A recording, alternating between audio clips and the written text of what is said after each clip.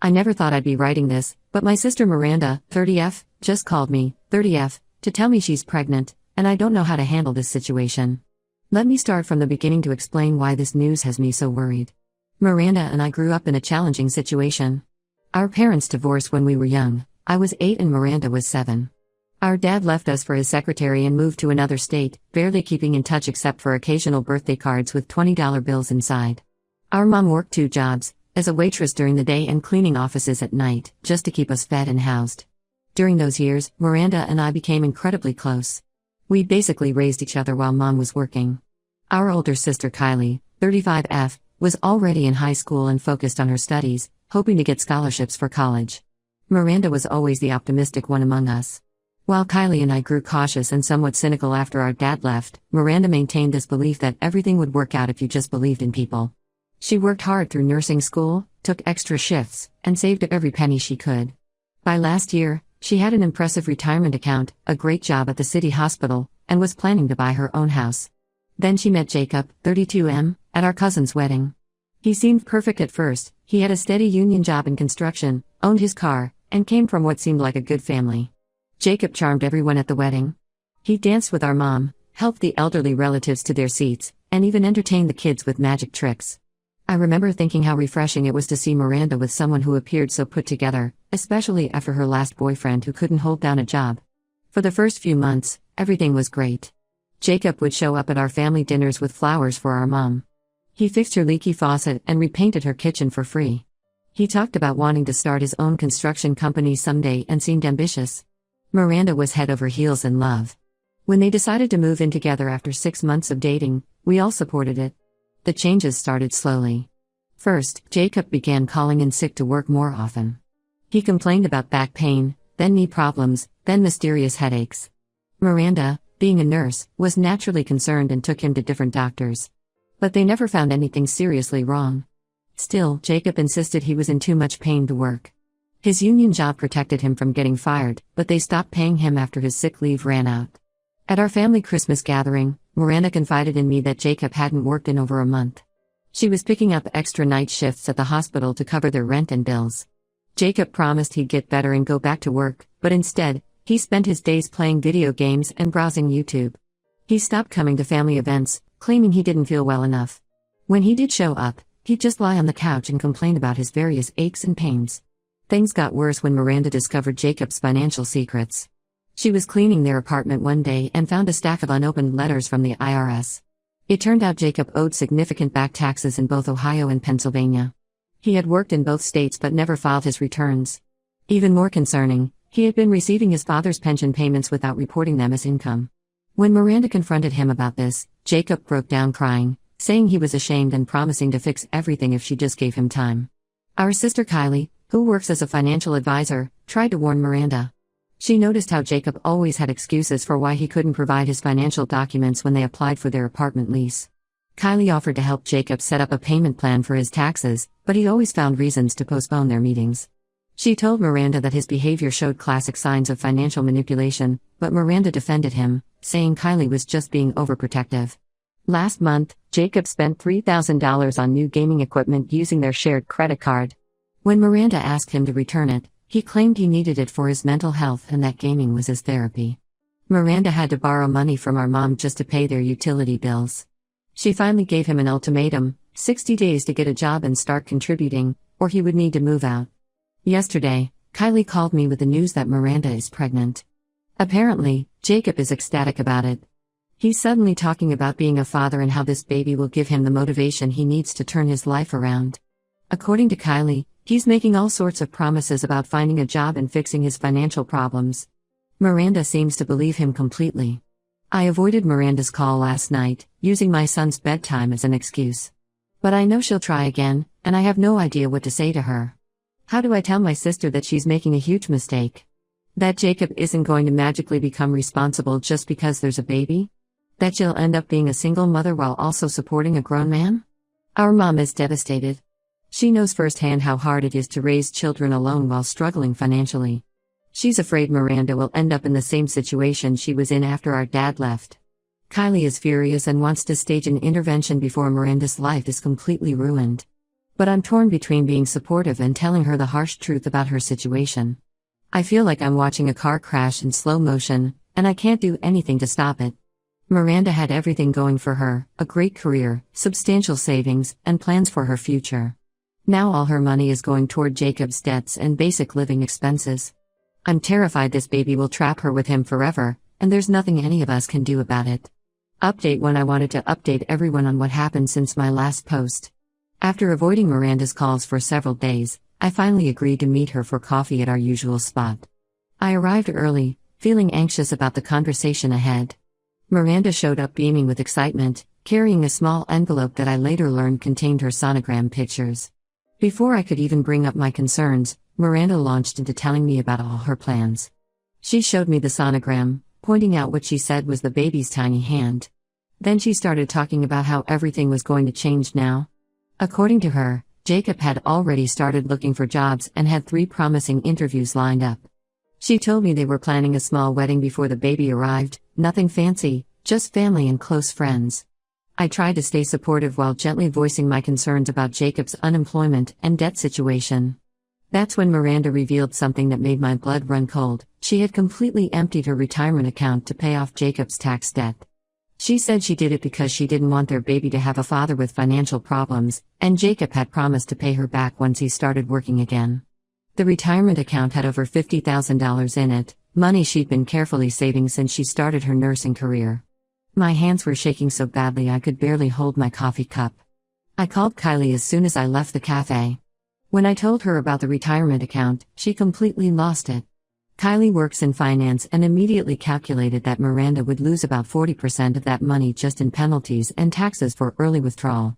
Plus, she'd be missing out on years of compound interest. Kylie immediately called our mom, who decided to confront Jacob directly. Mom drove to their apartment that afternoon, completely furious. Jacob was home, as usual, playing video games in his pajamas at 2 p.m. According to Mom, when she started questioning him about the retirement money, Jacob got defensive and told her to stay out of their business. He claimed he never asked Miranda to pay his debts and that she did it on her own because she loved him. But the real shock came when Mom started asking about his father's pension. Jacob got flustered and started giving conflicting stories about when his father died and what state it happened in. Mom's suspicions were raised, so she did some digging. It turned out Jacob's father wasn't dead at all. He was very much alive and living in Florida with Jacob's stepmother.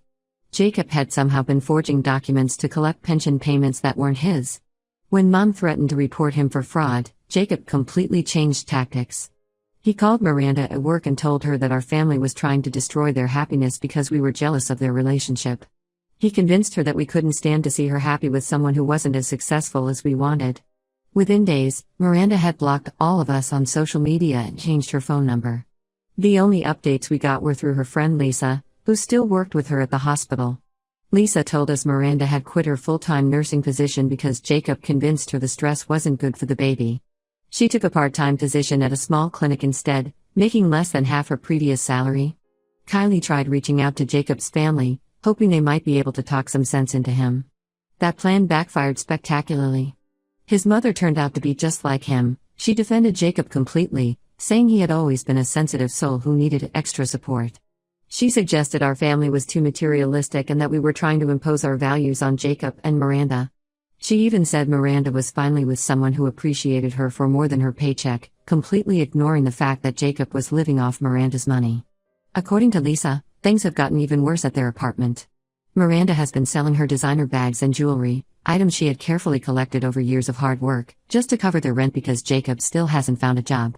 He's now claiming he's going to start a YouTube gaming channel that will make them millionaires, but so far he's just spending Miranda's money on expensive gaming equipment and editing software. The hardest part is knowing my sister is completely alone now. She's 12 weeks pregnant, working reduced hours, supporting a grown man, and has cut off everyone who truly cares about her. Kylie wants to report Jacob's pension fraud to the authorities, but Mom is afraid it would only stress Miranda out and potentially harm the baby. Plus, we're all worried it would just push Miranda further away and convince her that we're trying to ruin her life. I feel completely helpless. Every time we try to help or point out Jacob's manipulation, he manages to twist it around and make us look like the bad guys. Miranda believes everything he says now, and with a baby on the way, I'm terrified she'll be trapped with him forever. Our mom cries every night, worried that Miranda will end up struggling just like she did after our dad left. But at least our dad left. Jacob seems determined to stay and bleed Miranda dry.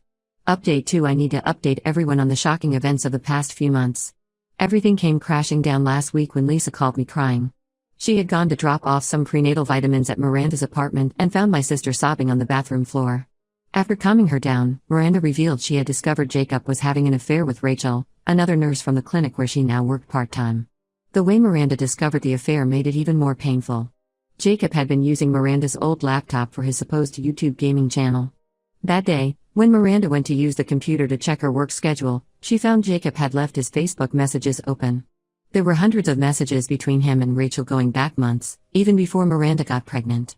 The messages revealed something devastating. Jacob and Rachel had been planning to move in together once Rachel received her upcoming promotion and could afford a better apartment. In these messages, Jacob painted himself as a victim, telling Rachel that Miranda was mentally unstable and obsessed with him. He even suggested the baby might not be his, claiming Miranda had trapped him with the pregnancy to keep him from leaving. When Lisa arrived, Miranda finally broke down and shared everything that had been happening. The real reason Jacob wanted her to quit her full-time nursing job wasn't about pregnancy stress, it was because her co-workers at the hospital had started warning her about seeing him around town with another woman. He convinced her to take the clinic job where Rachel worked so he could keep an eye on her while pretending to be a concerned partner. The financial situation was even worse than we thought. Jacob had been steadily stealing from Miranda's checking account. He started with small amounts, $20 here, $50 there, but grew bolder as Miranda became more distracted by the pregnancy. He'd tell her he needed money for job interview clothes or transportation to interviews, but the messages showed he was spending it on dates with Rachel. When Miranda confronted Jacob about Rachel, his reaction was chilling. He didn't even try to deny it. Instead, he turned it around and blamed Miranda, saying her constant nagging about finding a job had pushed him away. He claimed Rachel understood him better and didn't try to change him. That night, he packed a bag and left, saying he needed space to think. Miranda later learned from a mutual friend that he had moved in with Rachel, who lived just 3 blocks from their apartment. Kylie drove over as soon as she heard what happened. While helping Miranda sort through papers, she found a drawer full of overdue bills in Jacob's desk. He hadn't paid any utilities in months, despite Miranda giving him money for them. Even worse, Kylie discovered several payday loan documents in Miranda's name that she had never signed. Jacob had been forging her signature to borrow thousands of dollars at outrageous interest rates. The final blow came when Miranda checked their joint account and found regular transfers to Rachel's Venmo, money that was supposed to be for the baby's expenses. Miranda had been putting aside money each month for baby furniture and supplies, but Jacob had been sending it to Rachel with messages like "for our future." I moved in with Miranda temporarily to help her deal with this mess. Kylie is working with her lawyer friend to document all the fraud and forgery. Our mom has been amazing through all this, offering her house to Miranda until she can get back on her feet. Even Jacob's father reached out after we contacted him about the pension fraud. He was horrified to learn Jacob had been using his information to steal money. Miranda is 5 months pregnant now and finally seeing Jacob for who he really is. The hardest part for her isn't even losing him, it's realizing that every promise, every emotional moment, every plan for their future was just another manipulation. She keeps asking herself how she missed so many red flags, but we're all reminding her that Jacob was an expert at deception. Update 3. After everything that happened, I wanted to post one final update. A lot has changed since my last post, and I can finally say things are looking better. Miranda moved back in with our mom and managed to get her old nursing position back at the hospital. They were actually short-staffed and welcomed her return with better shifts and even a slight pay increase. She's now 7 months pregnant and doing much better without Jacob's constant drain on her life. The legal situation finally came to a head. Kylie's lawyer friend helped Miranda build a solid case against Jacob for the forged payday loans and stolen money. They documented everything: the forged signatures, the unauthorized transfers, the stolen pension money. When Jacob's father discovered the extent of the pension fraud, he also decided to press charges. Jacob had apparently stolen over $40,000 using his father's information. Faced with potential jail time, Jacob suddenly became very cooperative. His lawyer worked out a deal: he would sign away all parental rights to the baby and repay the payday loans in exchange for Miranda not pursuing criminal charges for the forgeries. The pension fraud case with his father was settled separately, with Jacob agreeing to repayment terms. We got an unexpected ally when Rachel reached out to Miranda. After Jacob moved in with her, she discovered he was already seeing someone else, a waitress from the bar where he spent Miranda's money. Rachel found out he had tried to convince this new woman to take out loans for his latest business idea, a food truck venture this time. Rachel provided all their message history and details about Jacob's schemes, which helped strengthen the legal case against him. The situation got even more eye-opening when Jacob's ex-girlfriend from Michigan found Miranda through a Facebook group about financial abuse. She shared an almost identical story. Jacob had used the same tactics with her, faking illnesses to avoid work, stealing money, and threatening self-harm when she tried to leave him. She never pressed charges because he threatened to hurt himself if she did. Miranda had her baby shower recently, hosted at our mom's house. It was smaller than the wedding shower she never got to have, but it was filled with people who genuinely care about her. She's having a girl and decided to name her after our grandmother Margaret, who was always the strongest woman we knew. The nursery is set up in Mom's house, painted in soft yellows and greens, and for the first time in months, Miranda seems truly happy. Jacob still tries to worm his way back in occasionally. He calls from different numbers when he needs money or when things don't work out with whatever woman he's currently manipulating. But Miranda has blocked every number and all his social media accounts. She's focused entirely on her baby now and rebuilding her financial security. Kylie helped her set up a new retirement account, and she's slowly working on paying back the payday loans Jacob took out in her name. Looking back, we all wish we'd pushed harder when we first saw the red flags with Jacob. But Miranda needed to see the truth for herself, and now she's stronger for it. She says she learned an expensive but invaluable lesson about trusting her instincts. The baby is due in just 2 months, and our whole family is excited to meet her, minus one deadbeat who won't be missed. Sometimes the best ending isn't a happy one with everyone forgiving each other, it's one where you finally find peace by letting go of toxic people who never deserved you in the first place.